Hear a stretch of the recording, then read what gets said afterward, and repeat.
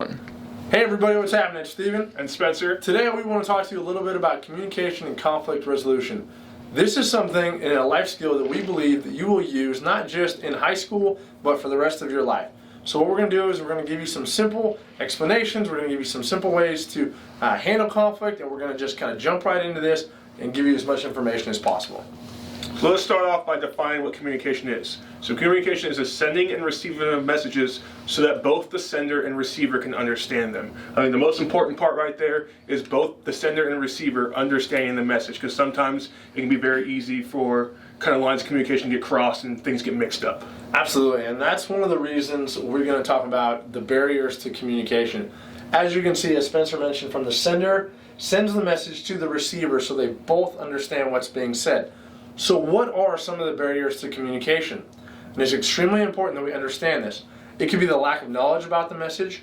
It could be the jargon or the language that's being used. Maybe it's the volume of the person's voice. Maybe it's too high or it's too low, whatever it might be. And then another one is age difference. This can really be difficult for younger people having conversations with maybe somebody your grandparents' age. Another one could be lack of focus. You're just not interested in the topic, where you're like, I'd rather be somewhere else. And it could be a boring message. You just might not be interested and you just want to, tune it out a little bit. So there are some of those. But the big one that we've noticed, at least, is this one called cell phone etiquette. This is a huge barrier to communication. There have been times where we have been at work, we have been in school, and we have been communicating with somebody, and they're in their phone. They're not communicating, they're not having any conversation. And Spencer actually has a pretty cool story about what him and some of his friends do. So one thing we do, guys, usually when me and my friends get together, we'll go out to dinner, do whatever, hang out, just spend some time together. And what we realized one night when we were all out at the dinner table is we all kind of looked up at almost the exact same time and just looked around and realized we were all on our phones. Like, whether it was on social media or texting somebody who wasn't there, whatever the case might be, but we were all staring down our screens when there was like 8 or 10 of us at the table, and we could have been enjoying each other's company. Like, that's why we did it. We got together to enjoy each other's company, to catch up with people we hadn't seen in a while, to just have some fun together. But instead of talking to each other or visiting or doing whatever, being present in the moment, everybody's just looking at their phones, doing random things and just kind of not talking to each other, not communicating. And so what we kind of decided from then on was, whenever we do get together, whenever we're all out to dinner like that, we're just trying to kick it and hang out, we put our phones in the center of the table. And when we do that, the first person to go and pull their phone out and to check it, unless it's an emergency, but the first person to check their phone actually pays the bill. So picture if you get 8, 10 people at a table, you're all eating dinner and everything, that's gonna be a pretty hefty bill you're gonna have to foot if you go grab your phone, which really gives everybody kind of like the incentive to not do that, like I said, unless it's an emergency or something like that. But that was just a quick, easy way, because cell phone etiquette is so hard right now. We all get that notification, whether Instagram, Facebook, text message, Snapchat, whatever it is. We get the notification and we immediately want to check it and see what it is. Who liked my picture? Who texted me? What's going on? What was the snap that got sent? Whatever it may be. But sometimes that can hinder conversations and communication, especially if you're trying to have a serious conversation with somebody. Absolutely, and that's why when we say cell phone etiquette, like you could put your phone on the table. Best option, I think, is put it in your pocket, because really what you're saying to that person is, if Spencer and I are having a conversation and he's telling me something that's going on in his life and I have my phone in front of me or I have it on the table, I'm still more interested in what's going on with my telephone than whatever Spencer has to say, and that just kind of shows the person that you don't care. So lack of interest, speed of the dialogue. Some people speak really fast, some people speak really slow, so you want to kind of find that happy median. You don't want to be like Ben Stein saying clear eyes. You don't want to be like that guy, or you don't want to be the guy that's just crazy fast. You want to kind of find a good balance and be able to communicate so people understand effectively what you're trying to say or what you're trying to receive as the message. Body language. This is another one that we'll get into a little bit more. Body language is extremely important. If your head's down, your arms are crossed, you're kind of looking away, you're not interested, that's definitely a problem as well, for a barrier to communicating. And then disability, it could be a mental disability, it could be a learning disability, whatever it might be. A disability could be there, it could be a speech impediment, whatever it might be, could be a barrier to communicating. An unwillingness to listen, just have no care really to hear that. And then emotional state. We know as you guys are and freshmen in high school, your emotional state is changing rapidly. So these could all be barriers to communicate. So what we want to do is we want to show you a quick video of a young woman who is going for, I think it's Miss Teen USA. I think it was Miss America. Miss America. And so she actually answers some questions. We're going to jump right into this video. This is one of Spencer and I's favorite videos. Recent polls have shown a fifth of Americans can't locate the U.S. on a world map. Why do you think this is? I personally believe that U.S. Americans are unable to do so because some people out there in our nation don't have maps, and I believe that our education, like such as in South Africa and the Iraq, everywhere like such as, and I believe that they should, our education over here in the U.S. should help the U.S. or should help South Africa and should help the Iraq and the Asian countries, so we will be able to build up our future for our Thank you very much, South Carolina. So as you can see, guys, poor Miss South Carolina there really didn't listen to the question, right, Steve? I mean, she seemed to have like a certain direction she wanted to go with her answer, where she wanted to talk about Africa, she wanted to talk about people in Iraq and how we should be helping them. But it didn't, her answer didn't pertain to the question at all. And what she did was she didn't listen. She was kind of already thinking ahead. And if you're in a conversation or even in like a debate with somebody, an argument, you know, and you're thinking of what your next response is going to be, instead of listening to what that person says, you're going to miss something. She didn't really listen to what the question was asked. She just kind of was like, she had this cookie cutter answer in her head that she really wanted to go with. And instead of listening and then formulating her answer afterwards, she kind of went with what she had thought she could talk about, and it just didn't turn out very well. Not well at all, honestly. So let's go over some of the keys to effective communication, guys. The first one we have here is active listening. So this entails asking questions, looking for commonalities, paying attention, and paraphrasing what the speaker says. Now, that last part I know for some people can be difficult because you don't want to feel like you're repeating just repeating what they said to you. But when you repeat what they said, it gives them like, hey, okay, this is how I interpreted what you said. Yeah. Is this correct? It gives them a chance to be like, oh no, you totally missed my point, or to be like, yes, okay, you're totally getting it.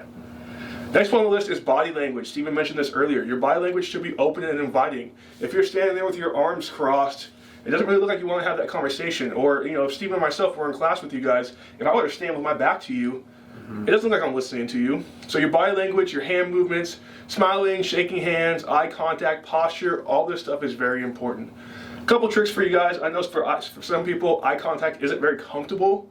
So what you can do is you can look at this person's forehead or their nose, and it gives them the impression that you're looking at them in the eyes without you having to be uncomfortable. The next one on the list here is keeping your stress in check. So ask a question, ask for clarification before responding, pause to collect your own thoughts, make your own point, and deliver your words clearly. So keeping your stress in check is a big one, especially if it's going to be maybe some kind of debate or some kind of like real conversation that is difficult to have. I think that one's important, like you mentioned, when it comes to listening, is we're not always listening, we're listening to respond, right? And so this one kind of allows us to listen, pause for a second, and then move forward. Exactly. So keeping your stress in check is very important, guys. And last but definitely not least is assert yourself. Value yourself. Know your needs and wants. You want to express your negative thoughts. Receive feedback in a positive way and learn to say no. That last one is a big one. And when we say learn to say no, it could be like, hey, you know, if a friend comes up to you or somebody comes up to you and hey, can I talk to you about something? Maybe you're not in the right state of mind that day. Maybe you're a little sad or a little upset yourself. It's okay to be like, you know what, can we come back to this later? Like, I definitely want to hear what you have to say, but right now I kind of need to do me for a minute, you know? So learning to say no and assert yourself is also very important and one of the big keys to effective communication, guys. Absolutely. Those are all really, really good points. And especially when it comes to if we have some sort of little bit of a conflict, and we're going to talk about this in just a few more minutes, but when it comes to conflict, Spencer and I are Team iPhone, so this is not a term that we are not used to. When I say iMessage, I don't mean the blue bubble when I send Spencer a message. I actually mean a positive way to communicate strong emotions. During conversations with other users, you could use the iMessage to express how you're feeling and what you would like to happen. So what we're going to do is we're going to talk about we're going to just give you a quick example. I feel, and then you want to tell the other person how you feel. And when you describe the event that caused your feelings, And here's what's really important with this, is you have to be specific. You don't want to be generic. You don't want to say, oh, this time, 6 weeks ago or 2 weeks ago. You want to be very specific. It adds some validity to your statement. It's a specific instance that has affected you, and that's what we're trying to go with. And then, please, what you would do here is you would tell them what would you like to happen in the near future. So we've kind of done this before in some classes where we have them fill in the blanks, and we might hand out a sheet to you, but we're going to do this one, and it's, I feel extremely anxious and overwhelmed when you talk about my family in public. Please ask my permission or refrain from bringing my family into the discussion. So what you've done here, if you use this sort of example in the iMessage, is you have taken the pressure off of them. They did this, right? We don't want to offend them, because when somebody builds up a wall, the communication has a hard time. There's another barrier there. So when you say, I feel, you've invited that person to experience kind of what you're feeling.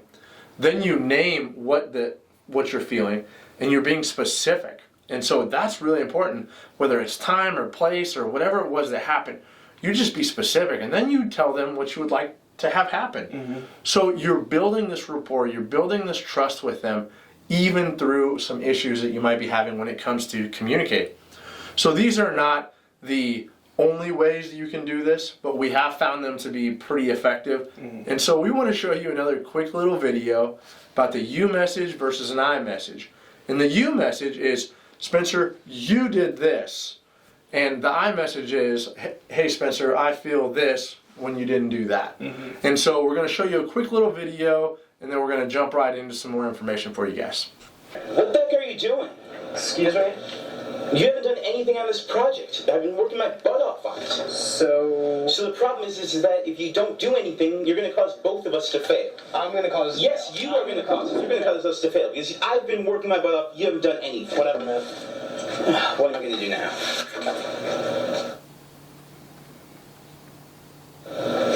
Hey, Darren. How's it going?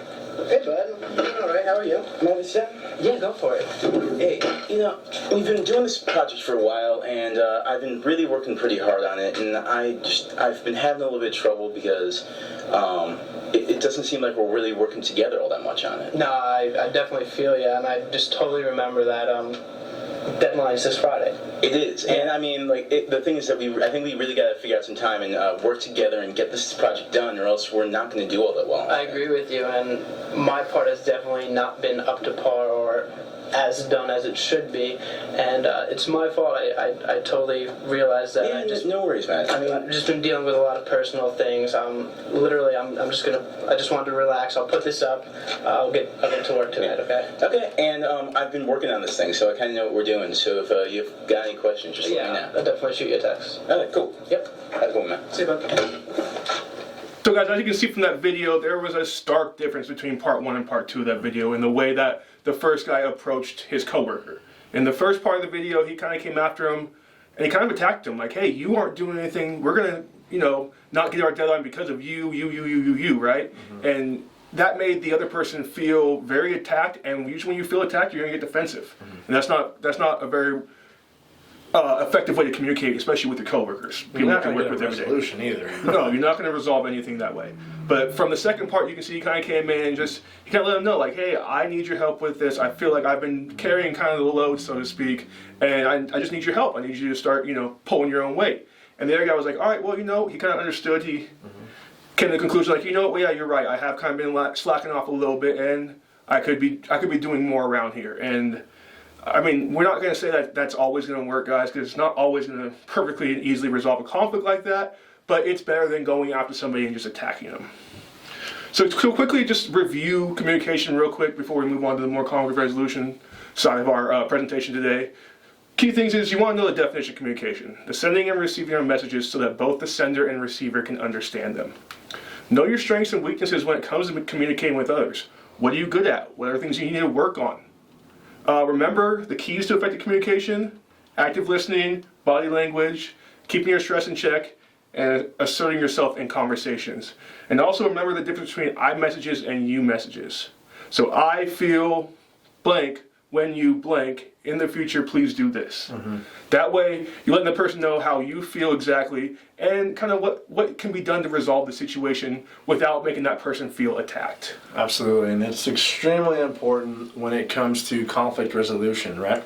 Because we know that conflict can be extremely difficult sometimes, but conflict resolution is the process by which two or more people, reach a peaceful resolution to a dispute. So it's not the you message, it's more the I message style. And so we're going to kind of break this down in a couple of different steps for you guys, and I think it's really important. Conflict resolution is something that you're going to do with your peers, you're going to do this with your teachers, you're going to do this with your family members, you are going to do this the rest of your lives. You are going to have to manage conflict. And if you can kind of do what we're talking about here, it might help you in the conflict resolution in the near future. Definitely. So, this is just kind of a slide that shows, how do you handle conflict? Which one kind of do you think you are? There are multiple different ways people can handle conflict. Some people have that, we all have that fight or flight response. Or it's actually fight, flight, or freeze response. So you could be the person that fights, you could be the person that is going to take a conflict head on. All right, yeah, you want to argue, you want to debate, I'm right there with you, I'm all for it. You could be the flight person who's kind of like, nope, you're kind of standoffish, you don't want to do it, you don't want to talk about it. Or you could be the person that freezes and just kind of freezes up and doesn't want to talk and can't talk. But we all have that, we all have a little bit of each of those in us, but typically one of those becomes more prominent in ourselves as we get older. Yeah, I think that's part of what this whole mouse, monster, me thing is. Like, if you ignore things, hide feelings, whine, little mousy-ish.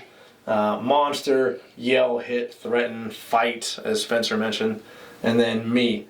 I think that's probably a pretty good balance on how you handle conflict. Those are important. For sure. Apologize. And so when it comes to that, we want to talk just briefly about a 4-step process to resolve conflict. Now, it's an acronym called CARE, C-A-R-E. And so we are going to kind of break that down. Spencer's going to start with C and what that means for us. So the first big one is communicate. The whole beginning of this presentation was about communication, and communication is probably the biggest thing you can have when you're trying to resolve a conflict. Because if the person doesn't know what you're upset about, or you don't know what that other person's upset about, and you can't communicate that effectively, you're never going to find a resolution. Absolutely. So open communication is key in conflict. Expressing how you feel about the situation and sticking to the facts will let the other person know you're genuine in your actions.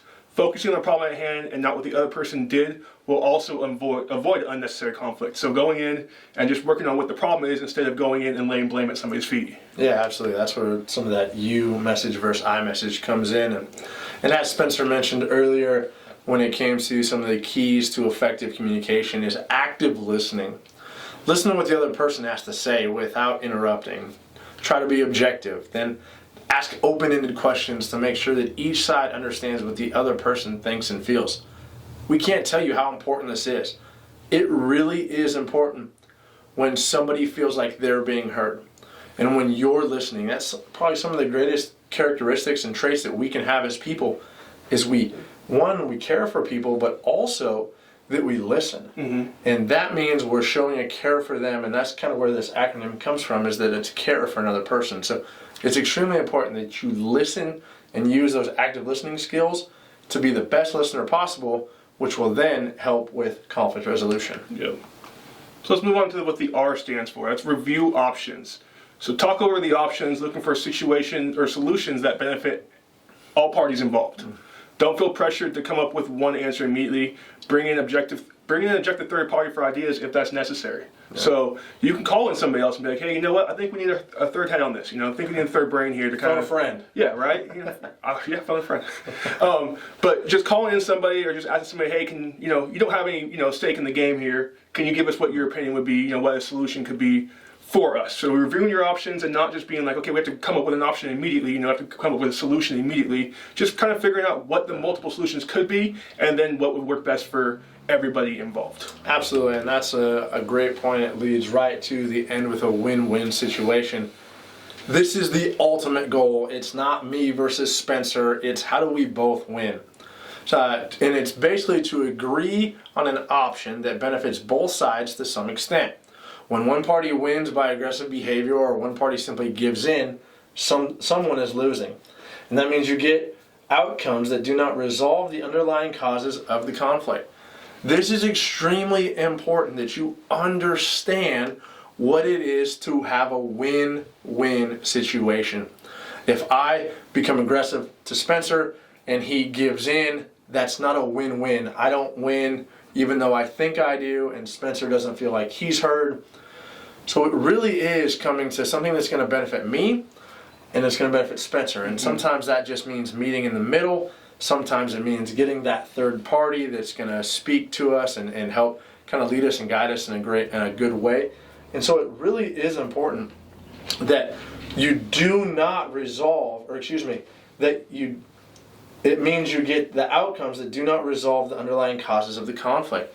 It really means you move forward. You're not stuck in it. You're not staying there. You're not going to be dwelling on this in the past. You're going to continue to move forward, and that's a win-win. And when you can do that, it really is good for your conflict resolution. It's good for your self-esteem, and even your people skills. Yeah.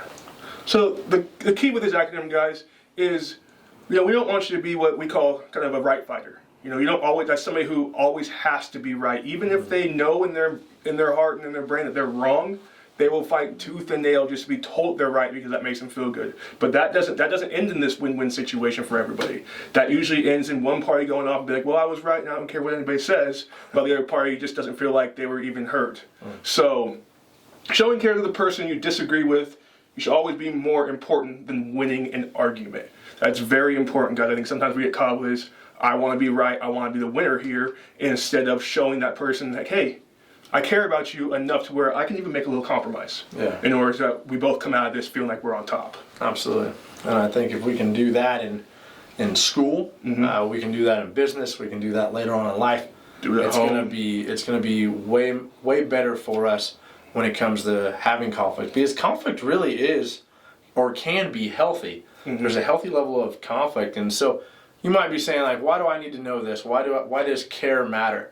And that's the big why. Well, it gives you some important life skills that will help you not just in high school, but in college and relationships and business and all of those sort of things. But it also strengthens the relationships with those that you have conflict with, which if you're a coworker like Spencer and I, we've had issues and we've dealt with them, and sometimes we've done great in handling those, and sometimes we've done a poor job. But what it's done is it's built a stronger relationship between coworkers that allow us to go and pick each other's brains and know that, hey, if something doesn't happen the right way or how I want it to happen, we can still resolve it and still move forward for a win-win. Definitely. It also builds quality leadership skills, and that's really important depending on what you're going to do in life or where you're going to be. But having those sort of leadership skills to say, hey, this is how I think it needs to be handled, I want to handle it in a respectful manner, is extremely important. And obviously the big why, or one of the big reasons why, is conflict ends before they become physical. Now, physical, it could happen. We know at times there's verbal or even cyberbullying and things of that nature. So we want you to know that the CARE acronym is there, so the conflict resolution happens before it becomes to the point of being physical and somebody being either mentally or physically hurt. So it really is important. And we truly believe that it's one of the big reasons when it comes to communication and conflict resolution, that's kind of why we do it. Is we want you guys to have some skills and take those and use them to be as effective as possible. So in conclusion, guys, we know that communication is a skill that you're going to have to kind of keep honing throughout your life. That's why we're bringing it to you right now. Like Stephen said earlier, we're still honing our communication skills, learning how to communicate best with our coworkers, our significant others, our friends, family, whoever it might be. It's a skill you're going to have to continue to learn and hone throughout the rest of your life. Same with resolving conflict. It's not always easy to find the resolution to a conflict. It's not always easy to find that win-win situation. But if you keep practicing these skills we've given you, over time you can learn how to do it more and more, especially if both parties involved are being respectful and they care about each other. So guys, as always, if you have any questions, please feel free to give Stephen or myself a phone call here at Nexus. Our number is 209-257-1980. Listen for my extension is Spencer Dutschke, or Stephen's is Stephen Hartman. And if you have some time, check out our YouTube channel, youtube.com/Nexus Youth and Family Services. And as always, guys, stay healthy and stay safe.